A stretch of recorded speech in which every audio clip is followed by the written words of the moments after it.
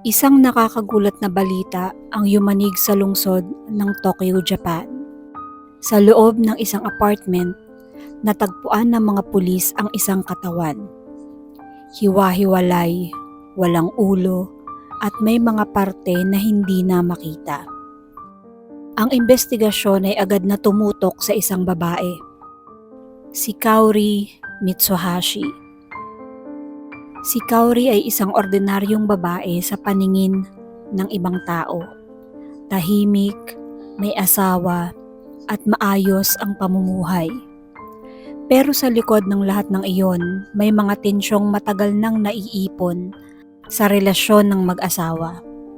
Ayon sa mga ulat, madalas na magtalo ang mag-asawa at may mga usap-usapang may kinalaman ang pagtataksil at matinding selos.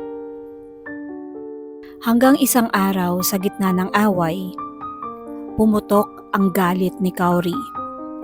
Sa sobrang emosyon ay nauwi ito sa pagpaslang niya sa kanyang asawa. Sa halip na humingi ng tulong o magsisi, pinili niyang itago ang krimen sa paraang hindi iisipin ng kahit na sino. Dismemberment, isa sa mga pinakabrutal na bagay na nagawa sa kasaysayan ng Japan. Nang mag-imbestiga ang mga pulis at pinasok ang bahay ni Kaori Mitsuhashi, natagpuan nila ang piraso ng katawan sa iba't ibang bahagi ng bahay.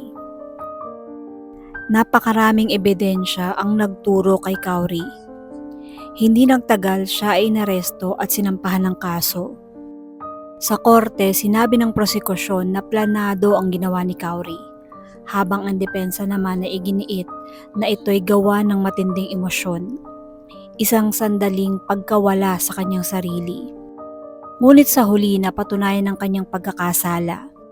Hinatulan siya ng pagkakulong dahil sa pagpatay at pagputol-putol niya ng katawan ng kanyang asawa.